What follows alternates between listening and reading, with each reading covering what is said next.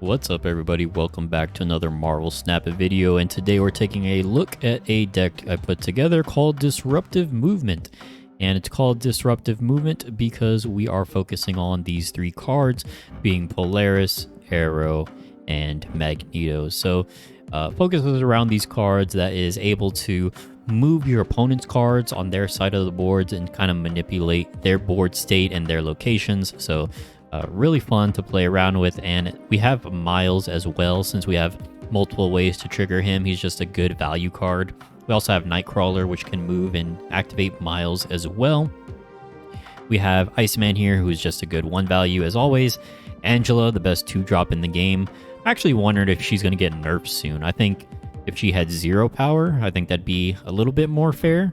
But anyways, she's in like almost every deck. Scorpion is just a good disruptive tool, good value 2-drop. Lizard is another good value 2 energy card at 5 power. Usually you can go ahead and play him in one lane, storm that lane, and then usually the opponent can't fill it up with 4 cards. So he can stay as a 5 power card pretty often, which is just good value. Then we have Polaris. Polaris is 3 energy for 5 power, and if you aren't aware of her ability, on reveal, she'll move an opposing 1 or 2 cost card to this location. So she does pull a random card if your opponent has multiple 1 or 2 cost cards on the board. However, if they only have 1 or 2, then you have much greater odds of seeing which card she's going to pull, or exactly which card she's going to pull. So just a good tool for disrupting your opponent's plays, maybe taking value out of, let's say, like their Angela lane or something like that. Then we have Jessica Jones, which combos well with Storm, of course. Miles Morales, just a good value card. He's going to go to 1 energy for 5 power if a card moved last turn. So we have a ton of cards that move here, and your opponent's cards, if they moved as well, let's say they're playing like Iron Fist or something, or like a Cloak, and they move their cards, then he will trigger his ability. So it could be any card that moves last turn, and he will activate to 1 power, or 1 energy, 5 power, my bad. So yeah, just a good value card. Then we have Aero. Aero is a ton of fun.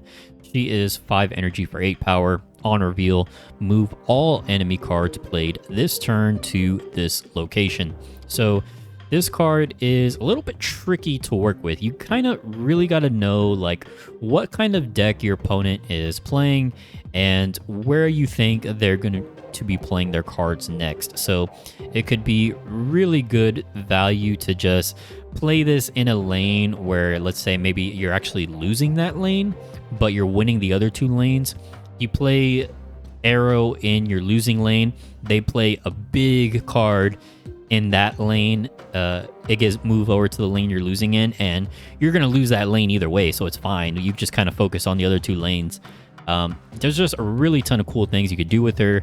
There's also the location Fisk Tower, which is if an enemy or if any card moves here, that card will be destroyed. So Aero or Polaris and Magneto can pull cards towards Fisk Tower, and those cards will get destroyed. That's pretty fun. Actually don't have Kingpin himself yet. That would probably be the one card I'd maybe try and slot in here to really make this deck feel more complete. But this deck is still fun, still really good even without Kingpin. But once I do get him, I will be experimenting with him. And another combo you can do with Aero as well is, you have Storm on turn 3, Jessica Jones play on turn 4, right? That's a pretty tried and true combo at this point. However, you can also do Storm on turn 4, Aero on turn 5, and whatever they try and put into that flooded location, you just pull it out of there and you win that lane. So that's another fun combo you can do with Aero. And then we have our 2 finishers here. Dr. Doom, I really love Dr. Doom. He's probably my favorite 6-drop at the moment right now. He's going to add a 5 power Doombot to each other location. So really good to slot a Doombot in that flooded storm lane, and really good at just spreading your power across all 3 lanes, which is one of the key things in Marvel Snap, I would say, is just being very flexible in your game plan across all 3 locations. So just a really good flexible card. And then we have Magneto. Magneto is a ton of fun. If you saw my last video featuring Magneto, he was the only pool 3 card in that deck, but this deck is a little bit more stacked with pool 3, or I guess series 3 cards, my bad, since if you watch the latest developer update from Marvel Snap, they're actually called series and not pools. So I'm going to try and say series from now on, but I might still say pools out of habit. Let me know which term you prefer. But anyways, Magneto is 6 energy for 12 power. On reveal, he's going to move all opposing 3 and 4 cost cards to this location. Like in my previous video, I said this can backfire on you at times. So you got to be really smart at just like when to play him and where to play him. But sometimes, you know, your opponent might not have any 3 or 4 cost cards. So he's just essentially 12 power for 6 energy. Basically like a Hulk, which is not bad either because that's still a lot of power. So really fun card to play with.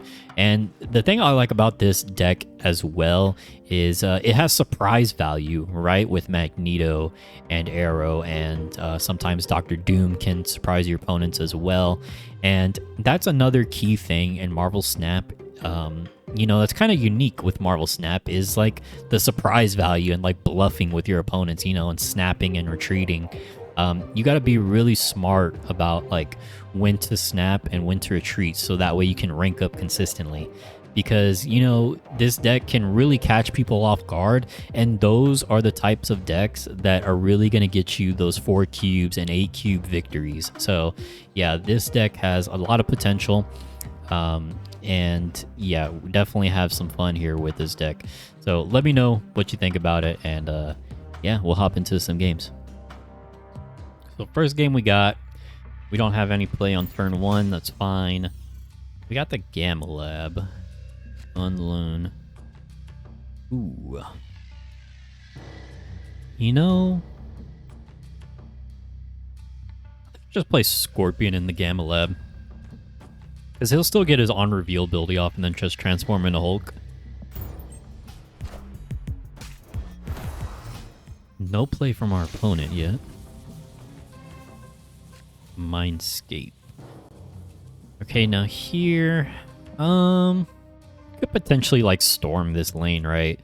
But I think we'll go ahead and play Iceman again. He'll pop off his on reveal ability, and then we will still get this effect. And then Angela, I think I'm gonna play Angela in the right lane because this location is actually disadvantageous for us since we're gonna be moving our opponent's units with like Aero and Magneto. So you might want to avoid the middle lane actually. Oh, so he does flood it, which is actually fine for us since we have Jessica Jones. So I think we can actually win that lane. And yeah, you know what? I'm gonna go ahead and snap because we're looking like we're in a good spot here. Play Jessica Jones. I think we lock down this lane. He's got a 1 power storm. If he plays Jessica Jones as well, I still win the lane. And then next turn we probably play Aero here and Magneto here. Maybe just yeah. Okay, so that wasn't really like a great game to showcase since my opponent didn't really do anything. But you know, a win's a win, and we take those. Okay, we got a match against DC is superior. Yeah, I don't know about that, man. I don't know about you guys, but I'm in the Marvel camp. Though I like some DC characters, I gotta say. I think Marvel is overall better, at least in my opinion, you know. What do I know? Okay, so we got a couple different options here. Kiln. I think we just play Angela Nightcrawler here. Seems good. Ooh, he got +1 energy and didn't have anything to play. Jessica Jones. That's fine, actually, since his Iceman hit it. Okay, we're looking good here. We are looking good. I'm going to go ahead and snap again. I think this is... Yeah, he retreats. So, I just want to note something real quick. with ranking up and ranking down, one thing I've noticed that is really, really important is you got to recognize when to snap and when to retreat. Like, I know people say that, but you really got to get that like in your head. Like, you can see, like, I'm already winning this lane. He didn't play anything on turn 2. On turn 3, this lane pulled my Jessica Jones and it pulled a Nightcrawler. I'm winning 2 out of the 3 lanes by turn 4. Like, or was it turn 3? I think it was turn 3, right? I'm winning 2 out of these 3 lanes by turn 3, and I have a pretty decent hand. I'm going to go ahead and snap here. He retreats, which is probably the right thing to do in the end, but like these kind of situations, you got a good hand, you're already winning 2 out of 3 lanes, like you got to snap, you know? Yeah, it's something I'm still kind of struggling with, is trying to recognize when to snap and when to retreat, but I really think I am definitely getting better at it. No cards are revealed this turn, so Iceman actually isn't going to do anything this turn. So I might just wait to play him, since we have Angela. Maybe play Angela, then Iceman. So we can skip this turn. And it's totally fine to skip turn 1, you know. Not a big deal. Play Angela on left. So on turn 5, cards are going to cost 1 more, which means our arrow is going to go to 6, which is not great.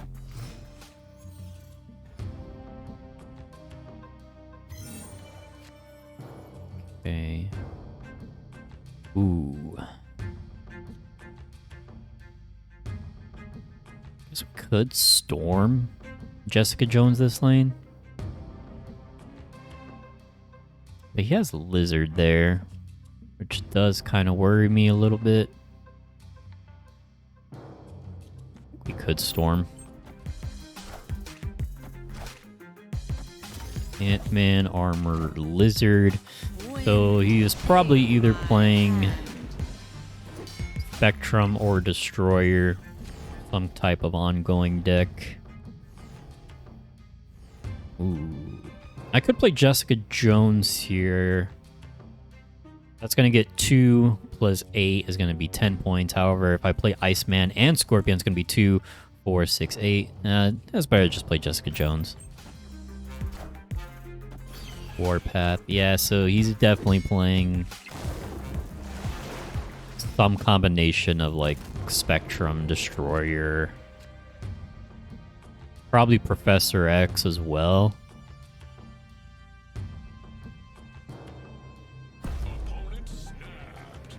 I think he's gonna lock down this lane with Professor X. Right? The middle lane or the right lane?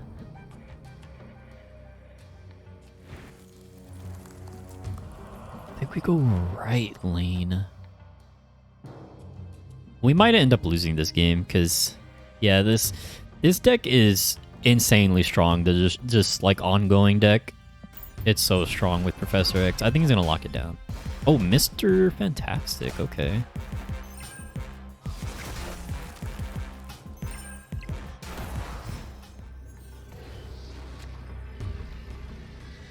Huh. Okay. We do have Dr. Doom, which is really good to get a Doombot in the flooded lane here. If we play Magneto, he pulls Warpath, Mr. Fantastic. Huh. Snap?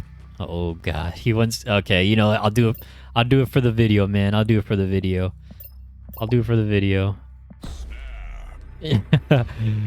Oh man, I'm doing it for the memes. Okay. Oof. We either play Dr. Doom. Oh, we also could do Aero and Nightcrawler. Oh man. Oh boy. Oh boy. Oh boy. I'm kind of scared here. What if we play Magneto? What if we play Magneto? Or is Dr. Doom the better option? If we play Magneto, we're pulling Mr. Fantastic and Warpath. If we play Dr. Doom, we're getting power in all 3 lanes. I'm going to play Magneto because we're running out of time here. Okay, so there's a Spectrum. We're going to get Magneto. We're going to pull the Warpath and Mr. Fantastic, and I think that is enough to get a dub. Oh my god. 8 cubes, baby. Jeez. These 8 cubes games, man, they stress me out. They stress me out, but okay, I'm glad I snapped. Oh boy. Okay, so yeah, this is why, you know, this deck is really good with surprise value, and surprise value is very strong in Marvel Snap for ranking up. So yeah, 8 cubes, we rank up, we go to 73, let's go. But the more you play this game, the more you kind of start to realize what decks people are playing. When you see a lot of ongoing cards, they're likely playing Spectrum. So we got Iceman, we got Nightcrawler. I guess we could just drop Nightcrawler in the left for now. That's Mysterio. Yeah, you can tell I've been like I've been playing so much Marvel Snap. You see 3 cards on the board at once, I'm like, oh, that's Mysterio.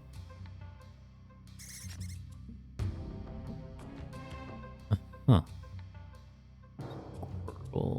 My hand isn't the best. So we got Lizard. Where do we want to play Lizard?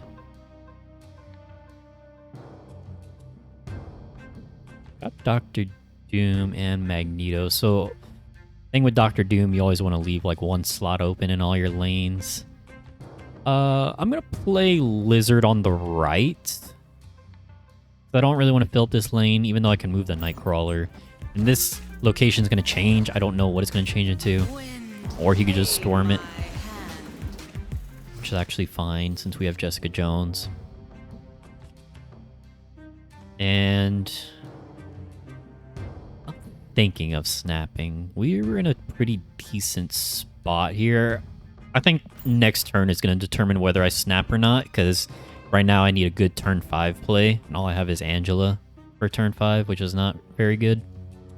But if I draw maybe like Aero or something. So he's going to snap. I'm not going to retreat yet because we're still in a decent spot. We're winning 2 out of 3 lanes. We have Dr. Doom and Magneto in hand. Oh, wow. So he's just... so the dude is just bluffing. He stormed the middle lane. And then he played Lizard. Okay. Interesting. I'm going to go ahead and snap because we drew Aero, and that is a very good draw. Now the question is, do I play Aero in the right lane or the left lane? I don't know. If I played in the right lane... Actually, yeah, I think... Huh. The right lane, right? Yeah, I think we're gonna go with right lane. Let's see what he played. Blue Marvel. Okay, so that actually works out really well for him with the squirrels. Now, doing that deactivated my Lizard, or I guess gave it -3 power, but I could easily slot one more unit in here. Give his Lizard -3. I'm thinking this guy should retreat. I think we're going to win. So we play Magneto, we're pulling Storm, which, honestly, we don't even really need to pull Storm since we already won that lane, so she can just kind of stay there, right? Then we play Dr. Doom. I think we play Dr. Doom.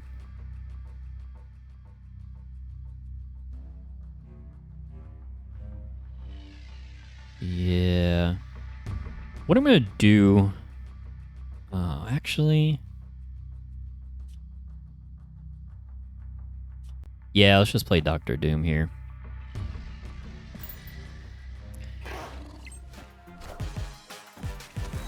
So we win this lane, we win that lane. He plays his Dr. Doom, and that is not enough. So the Aero came in clutch there because... Oh, we still lost? Oh, because Dr. Doom got the...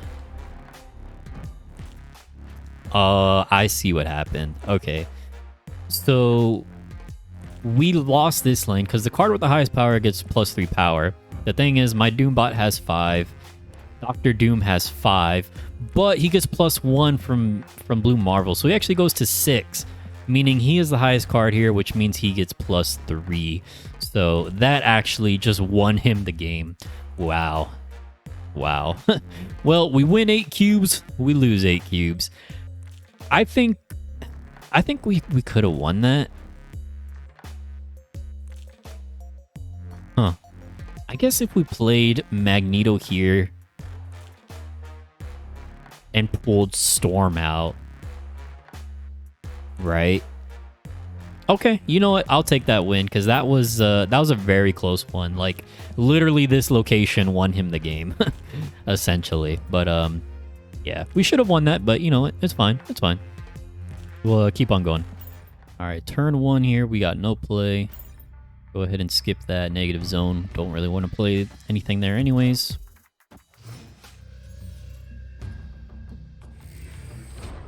The Volt. Go ahead and start off with our Angela. Yo, I want the Chibi Angela. I want like all the Chibi variants. Right now I just got Polaris. Well, I got Korg as well, but I got a better Korg variant than the Chibi. I got the Ghost Hunter. Monster Island.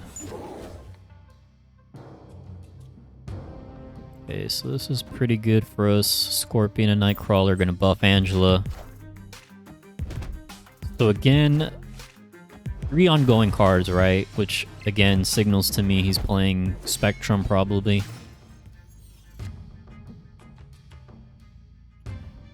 Well... Ooh...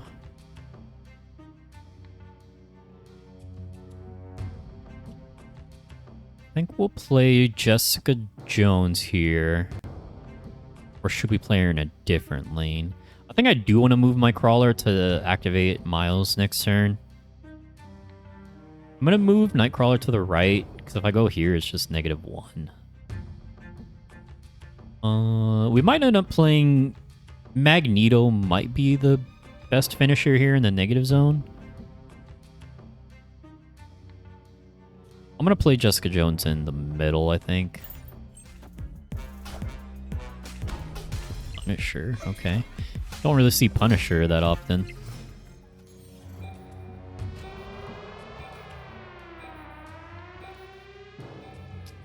Maybe I shouldn't have played Jessica Jones in the middle. Yeah. Well, I didn't know I was going to draw Polaris, right?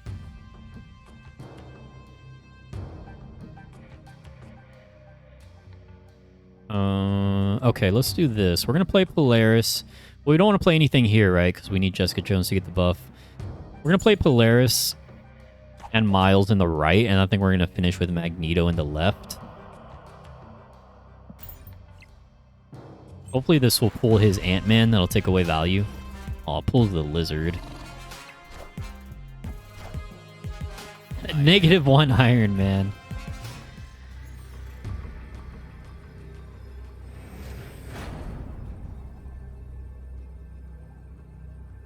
Okay, so Magneto's going to pull the 3 and 4 cost cards, which is Punisher and Mr. Fantastic.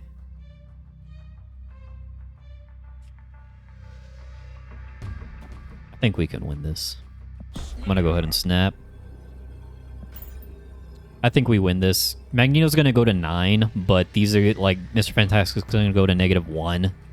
Punisher's going to go to 1. I guess 2 with his ability. And then we should be able to win this lane, and then we're winning this lane. Yeah, I think we're in a good spot here.